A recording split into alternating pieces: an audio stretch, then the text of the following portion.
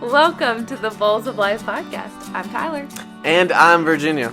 As we've gone through life, we've learned something important. Life is messy. There are a lot of armchair experts out there that'll try to tell you how to make life simple. But it's not. So you're not going to find any experts here. Instead, you'll find everyday people who have jumped into the mess of life and are making an adventure of it. I did it without reading. You did? I read it. I straight up read that thing. I always do. I glanced at it, but... Yeah, I'm super always afraid I'm going to get it wrong because we didn't read it one episode and we missed a section. Yeah, we totally messed it up that time. Yeah, that's okay. Well, hey, welcome to the podcast today. Today we are doing an interview with our friend Latrell Arrington. Latrell is a longtime friend. I don't even know exactly when I met Latrell. He was just always in school with us. Yeah, it's one of those people that, lifelong. You go into school as a kindergartner, first grader, and, everybody for the rest of your life. Somewhere in there, these people for the rest of your life. life. We met Latrell. I guess I got to know Latrell through band and a little bit of football in junior high, but primarily band. Band was probably our biggest interactions with him. Yes, and so Latrell is going to be talking occupational wellness. So he's going to talk a little bit about finding his calling, about his job impacting his spiritual life, and using his job to share the gospel. And so after we wrap up that interview with Latrell, make sure you guys don't dip out on us, though, because we're going to come back and share 5 ways that faith shapes our work. But before we get into the interview, just want to talk a little bit about what occupational wellness is. So what do you think about occupational wellness, Virginia? Well, the clinical definition is finding a job that uses your unique gifts, skills, and talents to do work that is personally meaningful and rewarding. So that's how we clinically define occupational wellness. I like that. That sounds good. I mean, I want to do a job that matches my skills and I find satisfactory. I find that I'm giving some meaning back to the world from my job. That sounds great. Yeah, somebody would say, I do this because I'm passionate about it and I went to school to learn. Yeah, absolutely. All right, what about from maybe more of a faith definition? What is occupational wellness? Yeah, so from a faith perspective, occupational wellness is about finding the job that God has called you to currently and being satisfied with Him in your job. There you go. So when I think about the difference between those two definitions, I probably focus in on your faith job doesn't necessarily match where some of all your skills and giftings are. It probably does if it's something God's called you to. But on the flip side, God might call you to something that you're not just naturally gifted in because He wants to challenge you. And also, you're not finding your meaning in the job you're doing, but you're actually finding your meaning and satisfaction in Him, and so your job is good because your meaning comes from God, not from your job. Right. Yeah, so what are some places we find work in the Bible? Just a few, obviously, we could talk about a ton. Yeah, so first in Genesis 1 and 2, when God created Adam and Eve, or man and woman, He gave them work to do in the garden. We talked a little bit about this in our last series when we first talked about Adam and Eve in the Garden of Eden. But he gave them a job to work in the garden, and it wasn't until the fall that work became hard, and probably not something. It came more like labor. Yes. Labor probably wasn't the word Adam would have used until the ground started producing weeds. Yeah, work was purposeful and meaningful and exciting, I guess, until the fall. So. Yeah, that feels accurate. There were some guys, I always forget their name, but you can look them up in Exodus 32. These couple of guys that God specifically mentions to Moses that God has equipped and He has skilled them with the talents they needed to be able to make the tabernacle of God. And not only does He equip them to do that, but He equips them to teach other people to help in that process. And so I just love that the Bible specifically says, hey, here are some people that I equipped for a very specific job and purpose. So I love that one. And then there's David, because always King David, right? We get to see a lot of his life. So David starts out as a shepherd, so that's his first job. He learns some skills, learns some talents as a shepherd. He uses some of those exact talents when he takes on Goliath and later becomes a military leader of groups of men. And then he takes even more of the skills that he learns from being this leader over a group of people and uses that when he eventually becomes a king. And so that's kind of where the currently God calling you to job part comes from, is because God might be currently calling you to one thing to equip you better for a future thing that he's going to call you to. So I like that.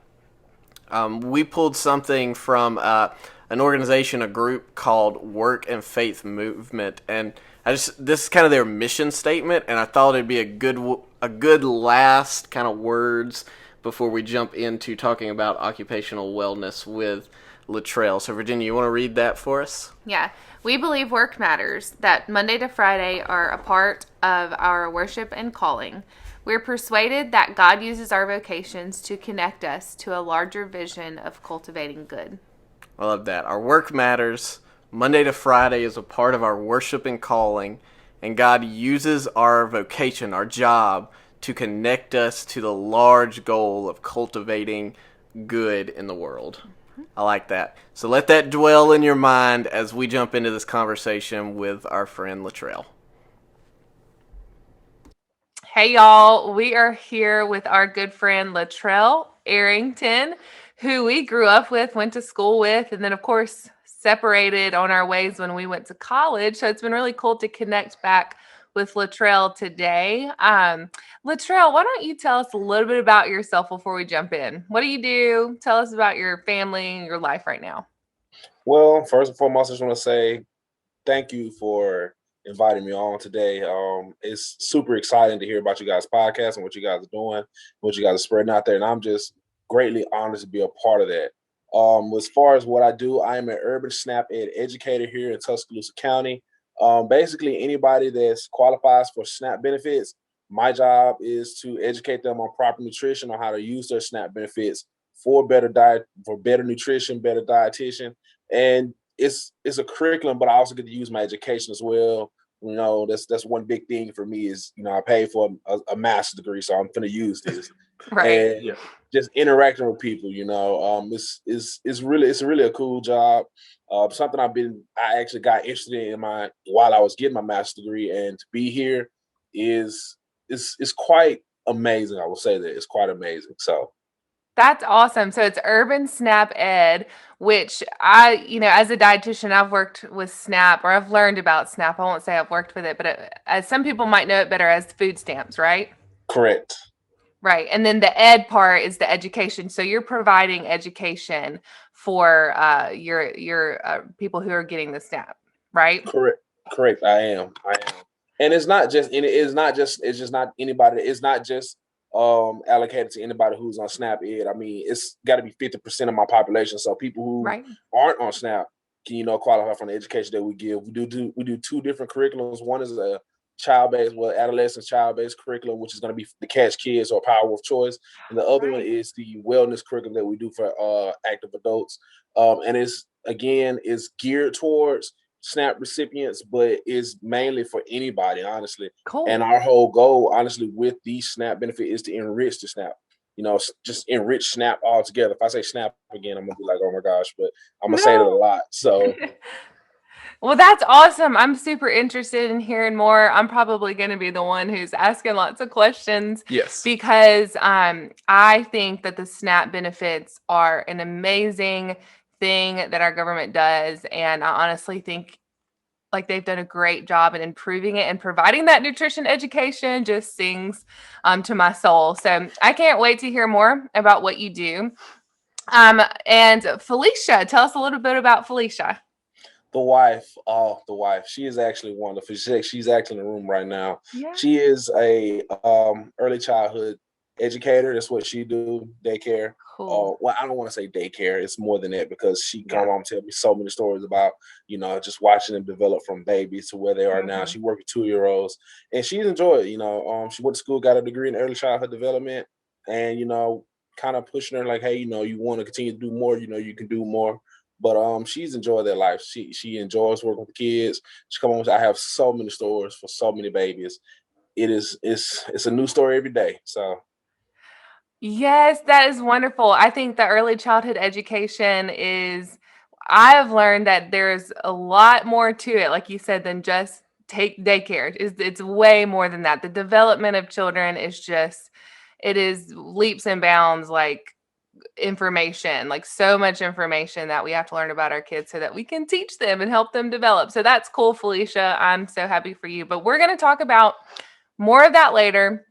But we want to start off with some rapid fire questions, Latrell. So Tyler, give him the lowdown on that. Yes, rapid fire questions. All right. So it's just whatever comes to your mind when we ask the question, answer it rapidly is the goal. Now, we've got 3 decks of cards, and they're full of questions. And so there's a red, a green, and a blue. So we're going to let you pick the color, and whatever color you pick, we'll read a question off, and you can fire rapidly or answer rapidly. you know what? I am a member of Phi Beta Sigma Fraternity Incorporated, and our colors are blue, so I'm gonna go with blue. Blue it is. All right. Have you ever worn clothing with the labels or the tags still attached? Yes, I have. I do this a lot, especially the little adhesive scripts on the side of the pants. Yeah, I've done that. I don't know how many times. I'm talking about wore it, put it in the washing machine, and then I was like, dang, this is still on there. So yes, I have done that. No, I did not steal it. I bought it. I just forgot to take the tags off. I love it. Did you ever take any of it back? Did you like wear it once, take it back? Oh no. If I buy something, I'm wearing it. I'm gonna wear it till the seams fall out of it. Yes. Oh, I love that. I actually had that conversation with a fellow pastor today. We were talking about the only reason we ever get rid of jeans is because the crotch seam tears out to the point to where you just can't wear it anymore. I used to think I was the only one that happened to. I now know that it's just a general guy thing, and that's why we stop wearing jeans is when the crotch rips out of them. I'm a minimalist. I am a minimalist by trade. I try to be. I wear the same thing over and and over again. I am not buying a new jeans. And when I hate them because I had a pair of Hudson Barrows that I got from Ross, and they started busting. I was just like, gosh, I love those jeans. You know what? Next time I see them, I'm gonna get about 3 pair of those jeans just to save me some time. You just wear them over and over again. Yes, I love it. All right, red, green, blue. Green. All right. If you had to pick a new name for yourself, what would you pick? I don't know. I really don't know. That's a good one. I probably go with something old school and generic like Theo or Theodore. I actually tried to tease Alicia with that one time. I was like, oh, we're gonna name my son Theodore. She was like, no. So I'll go with an old school name like Theo. I like it. Theo Huxtable. I can roll with it. That's exactly where it came from. Yeah, that's right. Yep. I forgot about that. All right, red, green, blue. Let's go with red. Right.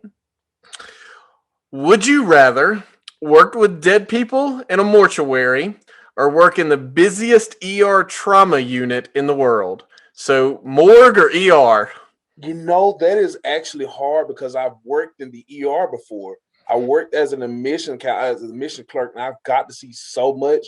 And working with dead bodies, actually, if I could go and do another career, I probably would be a mortician. It wouldn't bother me. I mean, the clients, they're very lively. They're very compliant.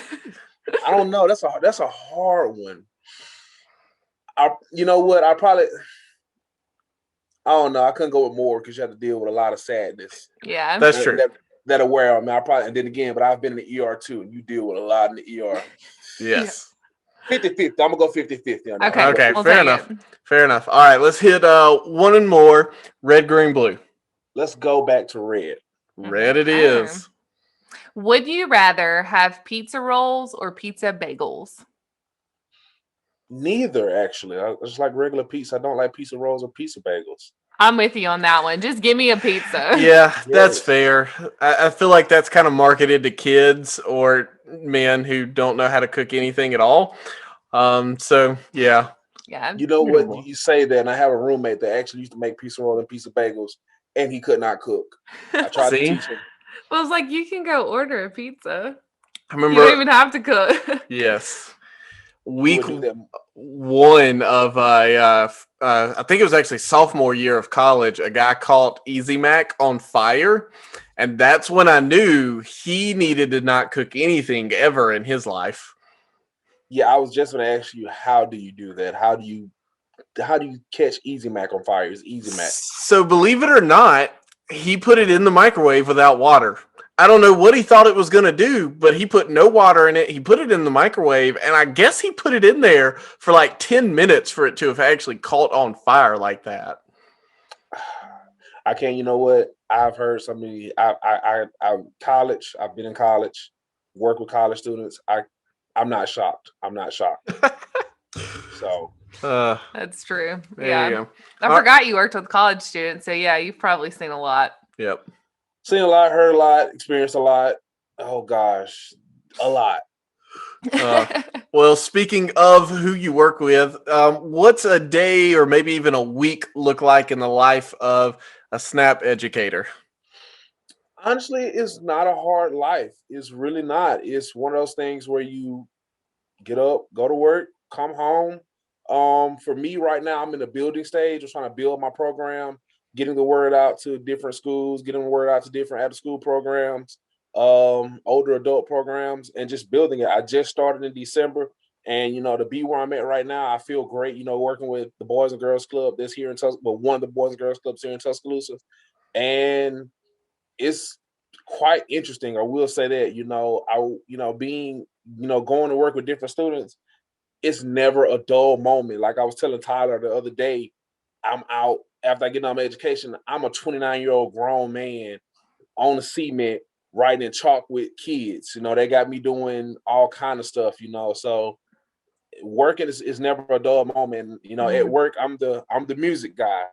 Me and my coworker, Miss Melissa, she hit me up, Trey, play something. And, we listen to everything from 80s to current, to whatever you can think of. We listen to it and we just have fun. It's actually a pretty exciting life, if I say so myself. Yeah. It's pretty relaxing.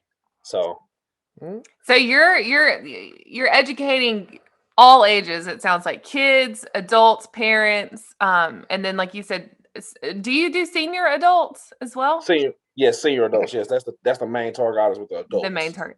Okay. Yeah. So we know a little bit of your background, and not too long ago, you were kind of originally focused towards that personal training kind of route. So tell us what changed and what was it that kind of got you going in this direction? Let's see. I was working on my master's degree. I think I was in the second year. I got a job opportunity. Well, I applied for a job for a walk with ease coordinator or program assistant. I can't remember the exact title that it was, but it was a walk with ease program, and it was a little side job just for me to. I'm like, man, I need a little extra money in my pocket while I'm in school, and that kind of opened the door for me to actually start working in the underserved communities and realize, wow, there is such a need for so much. Me and my professor, we talked a lot about it, and my knowledge is, like I instantly switched from I had already knew when I graduated my bachelor's degree that I didn't really want to do personal training as much as I thought I wanted to do it. I thought like, I'm gonna go through physical therapy, but after tearing my ACL and going through physical therapy, I was like, this may not be it. But working on my master's degree, I saw the need of education in especially underserved communities and rural communities. And I'm like, man, this is it. This is what I could be doing. And the people that I met through it was it just all came together. One of the greatest stories, one of the greatest things that I had to do, it was a Martin Luther King breakfast that a community was having in Panola, Alabama. My group in Panola, I miss them so much. I really do. And they got me up there singing. I'm singing. I'll go if I have to go by myself, singing my old spirituals with them, and just having a good time. But also coming talking about health, talking about how to enrich your life through health. Diet, exercise. They gave me the opportunity to do an exercise class with them to see my older active adults. People who are 60, 70, 50 plus. 50 plus. Even young kids coming out just wanted to engage in something that they never had before. Somebody came out here and giving them exercise demonstrations, and we doing this on a 2 times a week. And we was constantly doing this, as well as I had a group out in Email, Alabama. Yeah, I know these places are don't know these places. They're places in Sumter County. It was just amazing to me. And to expand upon just being in Sumter County, a lot of people don't know this. I was in the Black Belt of Alabama, and a lot of people don't know that the Black Belt of Alabama is one of the poorest regions in the United States, and Sumter County is one of the poorest counties in Alabama, next to, I think, Wilcox and Greene County. Is under them. Like, they're at the bottom of the list, and to just see that there's such a need for so much, that kind of inspired me, and it's pushing me to this day. Anytime I feel like, I get tired, I want to give up, I think about it, like, there's something to be done here. Something has to be brought to the forefront that these people need. There was some research, and that was a big thing that kind of got me, was the research aspect. There was some research that was done, and like, nobody knows what any of the data said. Nobody knows what, they came down, did I'm not going to say the institution's name, but, they came down, did research, pulled all the data. Nobody knew anything about it. So that's kind of just driving me, like, this is what I want to do. Me and my professors, we talk so much about this, and it just kind of just, I'm excited about it. It just drives me, it gives me purpose every day. So. Wow. That is awesome. It sounds like you have a huge passion placed in your heart for the underserved people, communities, where you are. Yeah. Give me one big win story. Like, tell me, I know you haven't necessarily been in this exact role, but you've been serving in this kind of area for a while. So give me like one of your biggest wins. I said, a lady by the name of Miss Callie Moss. I'd say she is my biggest win. Okay. During the pandemic, I didn't get a chance to do a lot. We shut down. I actually had to stop doing exercise, before, because I was getting ready to do my thesis. But working on that is another story for another day. But hearing them continue with the exercise program, like, Trey, yeah, we got the pandemic going on, but we still walking, we still exercising. We thank you so much because you taught us so much. It touched me and it hit me, because I'm like, I'm out here bringing intensity, bringing some passion to this, and to see y'all picking up on that. I'm bringing years of education and studying to the game, and to just see that and then grow and expand, that was a win for me. Like, wow, someone actually cares. Someone actually wants to do this. This is a hard line of work, because you have a lot of people that'll set you back. A lot of failures that'll be like, man, I just want to give up and move on and just work a regular 9 to 5. And it's the pay sometimes ain't that great, but the reward that you get back, that was the biggest win for me, was just hearing that, we're still doing everything that you taught us to do. We're trying to, live better, have a better life. We watching our diet. I'm taking my blood pressure every day. I'm watching my medication. I'm watching my body soreness. The small things. I'm like, it blew my mind. I was just like, I literally, God, thank you. It's not me. It's just the gifts that he has given me, and just to spread it to other people. So that was a big win. That's good. I like hearing that. I know Virginia works in health coaching, and then I work in church doing communication in that realm. And I think all three of us have probably felt the weight of, you feel like you're just throwing all of this great stuff at all of these people, and there's so many of them that at best give you kind of a blank look, and at worst tell you you're dumb and what you're talking about makes no sense. But man, it is that one person who actually got it, and when you can see that they got it, that fuels that drive to want to keep going with it.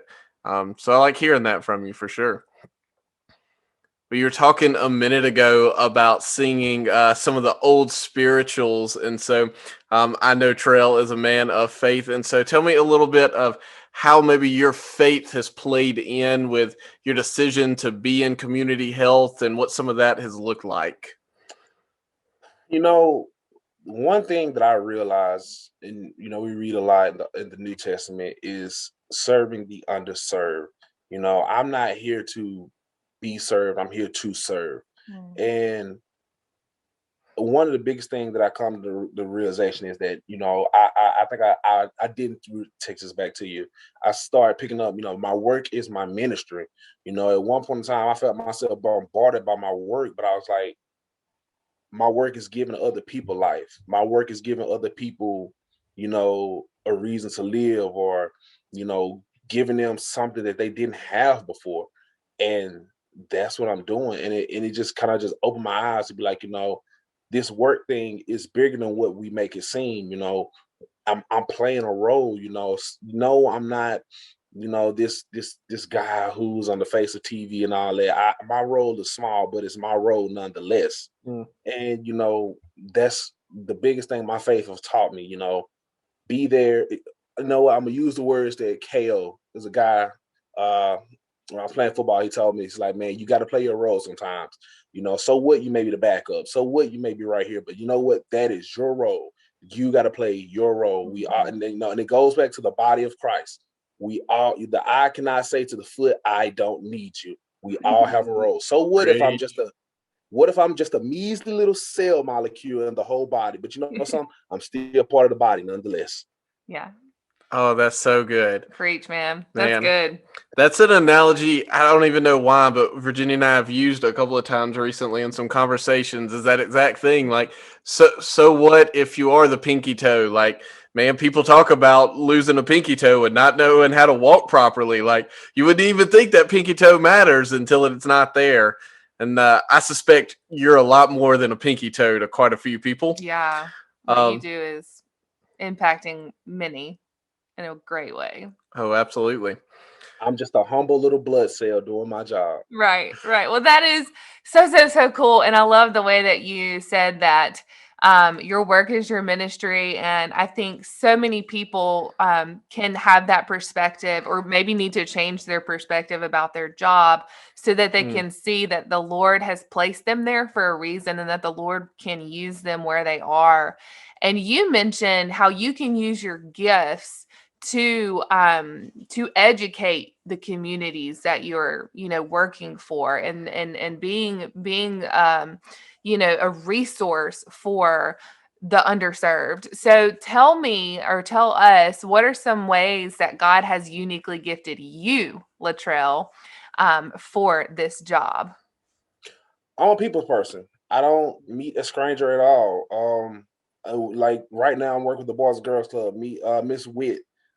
She's a wonderful woman. It's like I've met her before. Like I've met her somewhere. Like I know her. And another guy by the name of Latrell. Like we know each other. Like I don't meet strangers in my life. It's like I meet this good person and I see the work that you're doing. You see the work that I'm doing, and it relates to each other. And somehow we know each other already before we even exchange names, and we just feed off each other's energy and just what, this is something that's great. Let's keep going with this. Let's keep building what we got going right now. So one of the unique things that the unique things that I say that I bring, that I have, is being a people person. Just I don't meet strangers at all. I can talk to anybody, and that's something that I do in every aspect of my life. This is not just I'm not just talking about work, outside of it and everything. So, I this is my story, side story. I love my homeless people. I love talking to my homeless people. So Okay. Yeah, I think Tyler and I can confirm the fact that you are most definitely a people person, Yes. but not just like, you're kind, you're nice, you talk to people, and you make them feel, welcomed. And that is a gift. So I think you're absolutely right about that, about yourself. Yeah, absolutely. Um, let's see. So there's a word in Hebrew, is shalom. We talk about it a decent little bit in churches these days. And we'll usually kind of translate it as peace, but it actually carries a lot more than just peace. It's really a sense of completion and fulfillment. So how has community health kind of given you peace, completion, fulfillment in your life? It's giving me purpose more than anything. Okay. And that's one thing, looking for a job. That's one thing I realized that I was doing. I was working the job just to be working the job, starting out. And I realized I want to have purpose in what I want to do. And reaching, giving back to people gives me so much purpose every day. And I'm not gonna sit here and act like every day is a perfect day. I have my rough days as well, but it's one of those things where it's like, you know what? This is something God has called you to do, and you should be excited to do that. Mm. And it gets me excited when I think about that, and I do. And I go and I get over whatever it is that I'm over, what I'm going through. And you know what? It's another day. It's another good day. Wake up at 8 o'clock. It's another good day again today. Me and my wife, we got a saying: start today. Every day, start today. That's So good. Start today. I like that. I may have to co-opt that one from you. Start today. hey, Start every day like it's a new day. Well, his mercies are new every morning. Preach it. Okay, so finding purpose in community health. On the other side of it, how do you make sure that you find your identity first in Jesus before community health? What are the ways you kind of make sure your identity is rooted in Him before it's about work? who am I serving is the question. Mm, That's one thing I have to ask myself. Who am I serving? Am I serving man, or am I serving God? Am I Mm. serving man through God? Let me say that. You know, One thing I don't want people to see, I don't want people to see me. I don't want people to see, oh, this is Latrell Arrington. No, I want you to see the person that I am made through God. I'm a broken person who needs to be mended. And I am not perfect by no means. And that's one thing I tell anybody. But I want you to see that it's God in me that makes me who I am. You know, I'm a person that needs God every day. I'm a person just like you who has his failures every day. But it's because of the grace that I have that I am able to stand before anybody and say anything and be the person that I am. Mm. How does that grace translate into the way you deal with some of the people you're working on educating? Uh, Let me think about that. How does grace? Question. Give me the question again. Give me the question again. Yeah. So when you're thinking about Jesus's grace for you, how has that kind of played in with the way you deal with people while you're trying to educate them in health? You know, some of the people that I educate right now, I'm working with kids, and they are. My kids right now. They is it's difficult sometimes because their attention spans are the size of that of a squirrel. But it's one of those things where I look at them like they're still learning. They're young. They're coming up, and I have to understand them. Absolutely. I'm wondering, what are some of the hardships of your job? Like, of course, you see a lot, but maybe what are some of the hardships, and even like, do you have people who are not receptive to what you're providing them? Absolutely. I have my days where, like right now, like I'm working with the Boys and Girls Club. They will completely just shut down on me, and I'm just like, oh my gosh, I don't know if they don't even care if I'm here if I'm hearing right now. Mm. Well, they don't care if I'm here right now. But that comes with it. Like, starting off it was rough, but that's a challenge for me. How can I better how can I adapt to the situation so that they can have the opportunity to learn, so that they can have the opportunity to say, you know what, we heard this material before and we understand this material before. But I'm a type of person I want to push. Not only can you hear it, but can you understand what I'm saying? Um, how can I be more receptive to them? And I know I'm working with kids. It's been so long since I had the opportunity to work with children, and it can be challenging. But It's something that it pushes me every day to get up, go and do it every day. How can I be better every day at this? How can I, change up my method of what I'm doing to where they can hear me? And honestly, it comes back from me. It's different than teaching college students, So I have to change up how I do things. Yeah, yeah. It sounds like you have to put a lot of thought into who you are educating. And then I like what you said, like is you sometimes it's you being receptive of them. And so I think that's where that grace comes in. It's just whatever stage of life they're in or whatever background they have or whatever attention span they have, you're just providing them a safe space to learn about their health and their SNAP benefits. So that's pretty awesome. Do you feel like since you found this ministry that is your job, that it has helped equip you in other areas of life also? Yes, actually, because one thing that it makes me look at my life and like how am I treating myself, how am I treating my body, how am I treating my health. Right now I'm kind of in a transition because we just moved. Getting ready to change up my diet, get ready, change up a little bit, tweak it so it can be better. Cutting out some things because in that whole moving process, I done picked up some bad eating habits. We done started eating out more. But how can I change my life to be more feasible? One thing that I don't want to do is I don't want to be that person like, hey, this is how you should be eating, this is how you should be living, and I'm not living that life myself. I don't want to be labeled as that hypocrite. I want them kids to see me as what he is actually. He does these things that he says, and this is what he do. A lot of my kids are very active in athletics. They love to run around, and I told them straight, no, I had one day I had them like, oh, you want to race? And I told them straight, I'm not gonna take it easy on you because you're a child. You finna lose just like adult, just like an adult. I'm gonna race. I'm gonna give you everything I got. But I don't want them to see me and be like, oh well, he's just a stereotypical American. Eating out all the time. Not taking care of himself. I want to be preaching what I'm living. Well, I'm sorry. I want to be living what I'm preaching.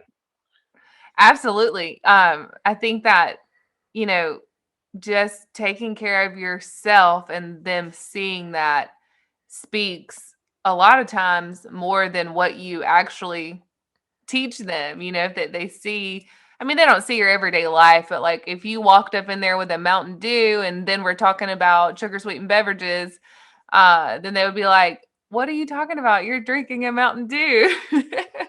But like it would be different if they saw you drinking water and taking in that value of self-care when it comes to your health. So yeah, it means a lot to see it. Yeah. So you get the chance of actually interacting with a lot of these people over the long term, right? Over a 10-week period, yes, I do. Cool. Okay, good. So you kind of get to build some deeper relationships with them.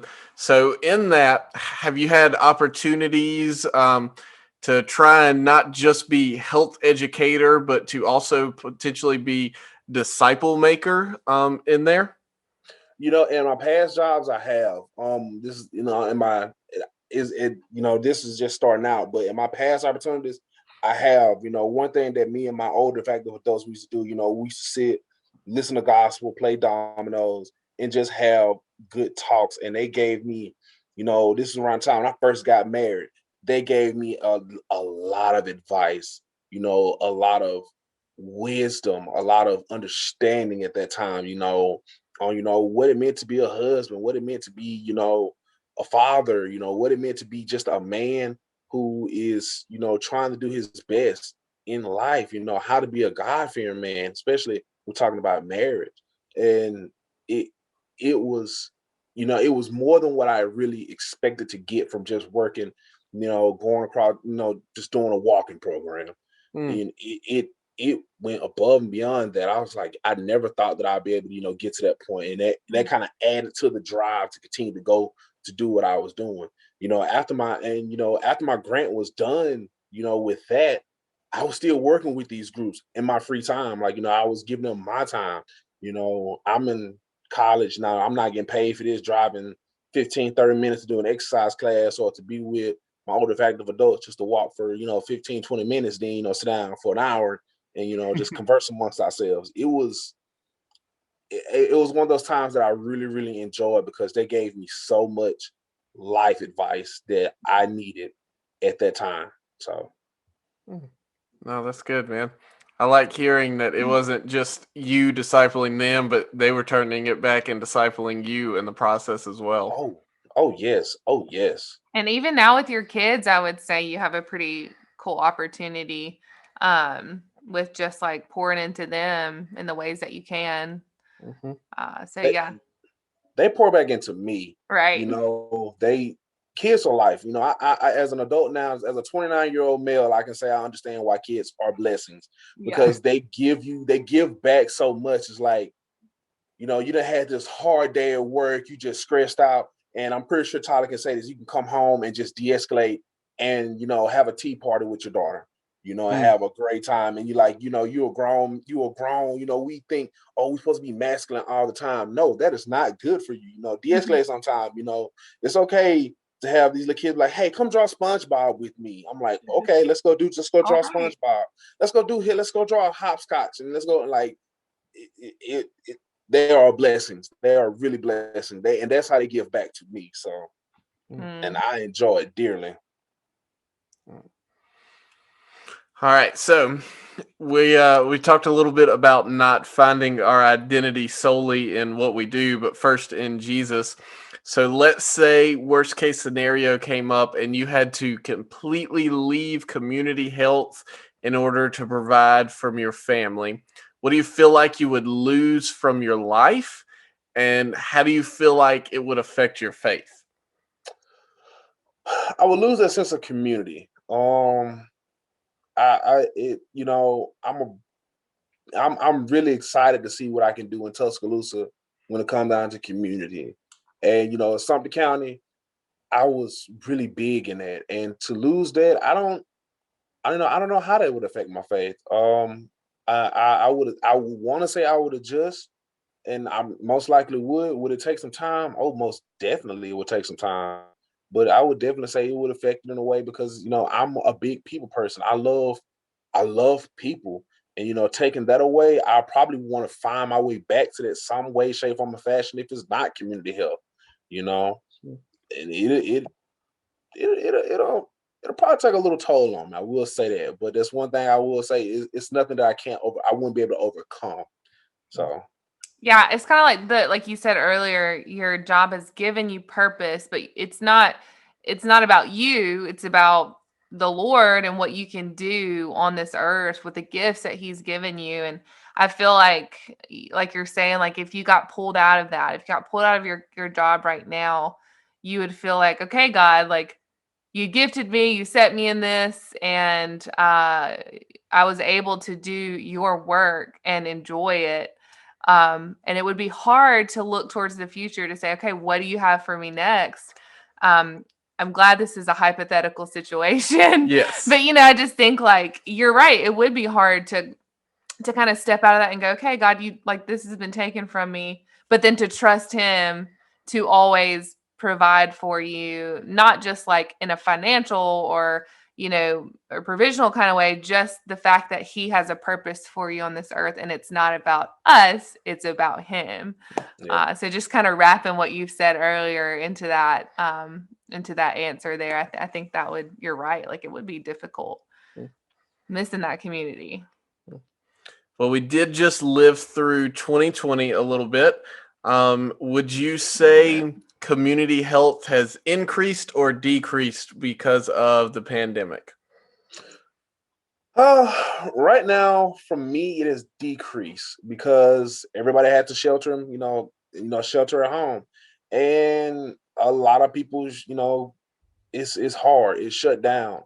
Especially with active, older adults because they're at higher risk, of catching COVID and the negative things that come with that. But and it's hard because I actually was out recruiting marketing to a group. You know, they're not meeting right now. Hardly anybody's meeting right now. And it's really really hard to get that quota to get to those individuals. But I will say, being in 2021, it's getting back better, it's getting brighter. We'll get back to it, and things gonna be we're gonna get the ball back rolling. So, But 2020, yeah, it definitely went down. It definitely went down. Okay. So with it being down last year and getting some bright sides this year, what's maybe your primary goal or maybe even hope for community health in the way you're able to impact it there in Tuscaloosa? Be the best at it, doing it to the best of my ability. That's my goal. Mm. Um, I want to bring this energy to it that I don't know how the person before me did it, and not saying that they didn't do it the way that, doing it in a bad way. But I want to bring a sense of energy and vitality to it, I want to bring a sense of, some truth to it. How can I get on my people level? How is it that, I can take your questions that you may have, or even your doubts that you may have about, diet and nutrition, and how can I take that and reverse it and in turn make it a positive to where you can say, you know what, I got something from this. I want to be able to take that hardened person who may have their hearts hardened as all get out, and see, can I find that soft spot in it. So you know what, I found it. Now let's build upon that. That's what I want to do. So Mm. Okay. Would you have any words of wisdom for somebody else who is trying to find what their calling in their vocation is? How do they find where God's calling them? Any words of wisdom towards that? one day at a time, taking one day at a time.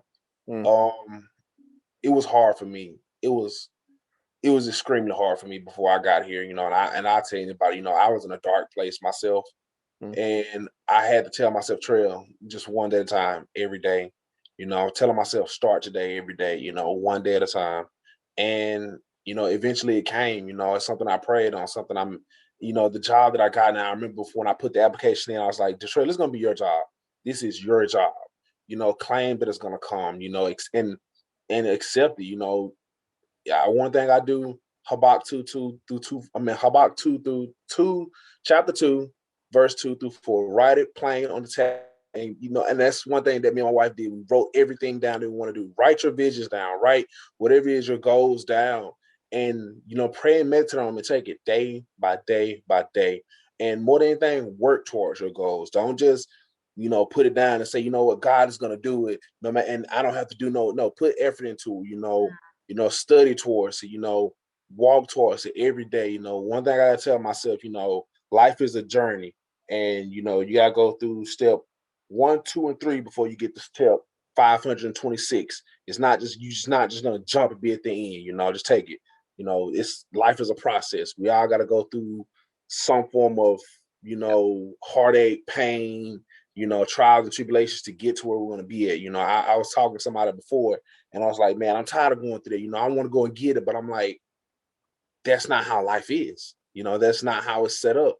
And I get to read. I'm reading right now, and I think I told Tyler. I don't know if I told you this or not. I was telling somebody else this the other day. It's like being in the desert wandering for 40 years. It took Israel some time to get to what it needed to be at. It Yep. didn't just happen, miraculously over a day or so. No, it took 40 years. They were lost for 40 years. And that's how life is. Sometimes you may feel like you're gonna be lost, but that's just how life is. And you just gotta trust God through it and know you're gonna get there eventually. Mm.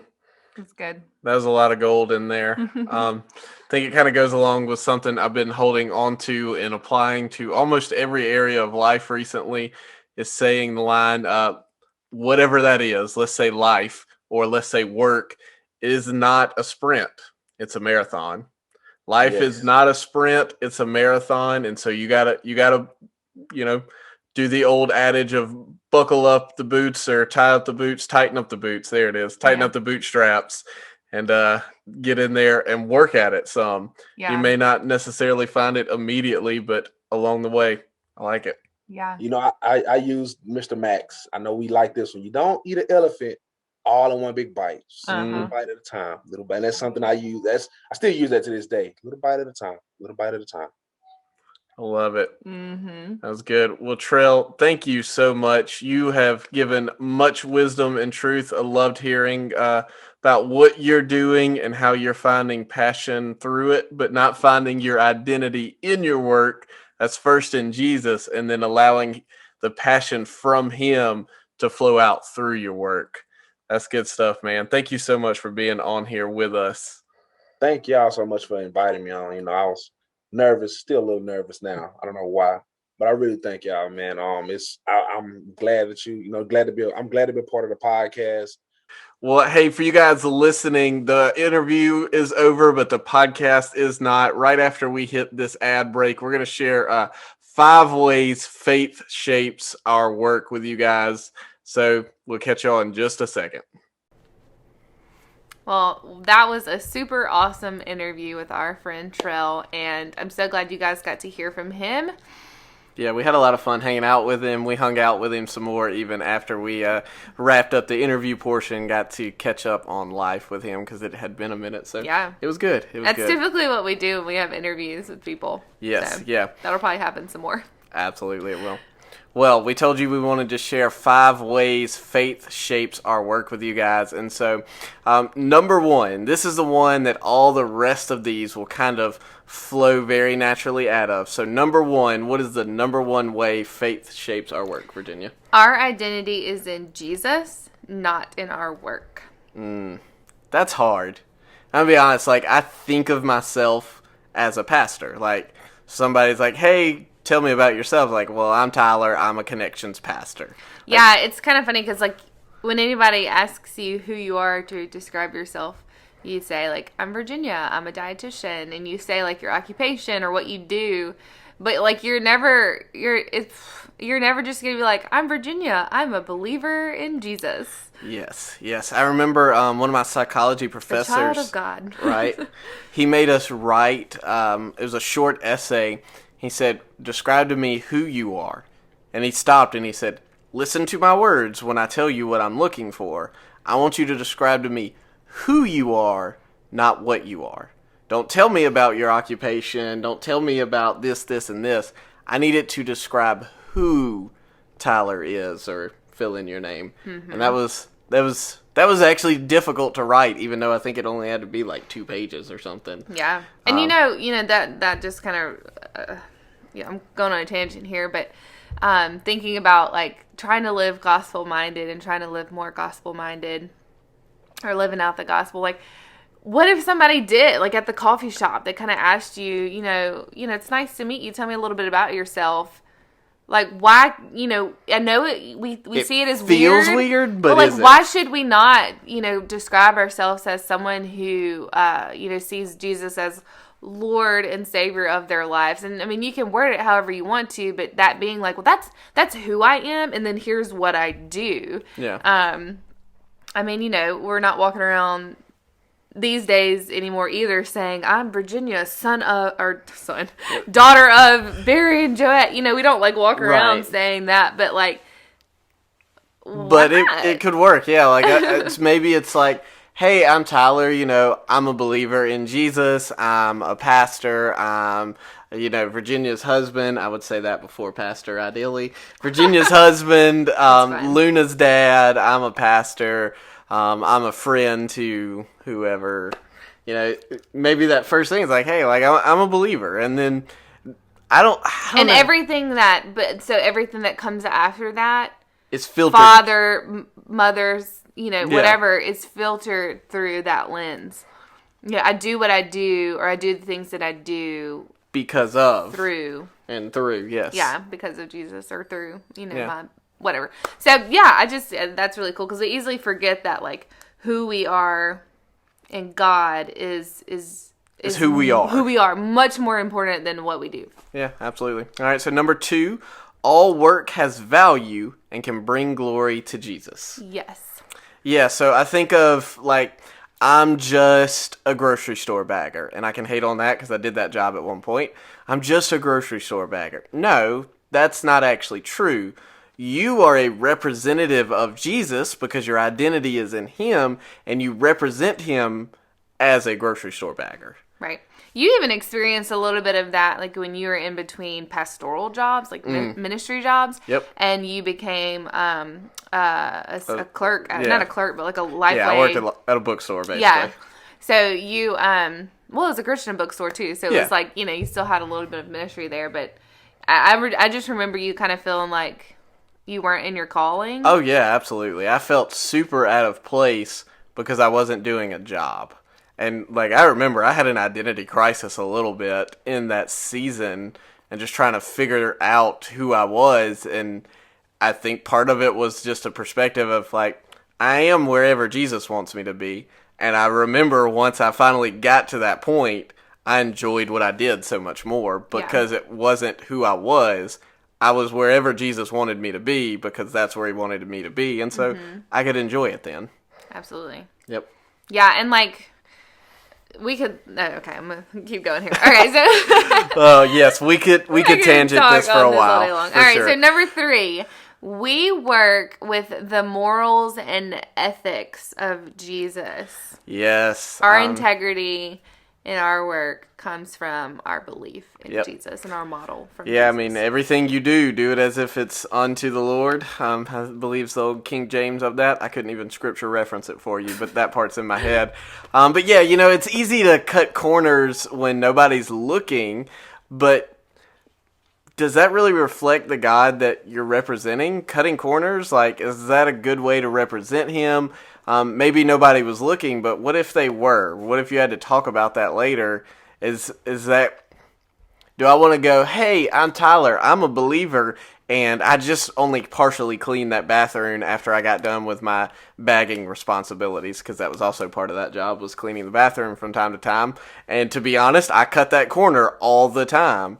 And I wouldn't want to introduce myself as a believer who just finished cutting that corner. I'd introduce myself as a bagger because I wouldn't want people to know that I was cutting corners. Right.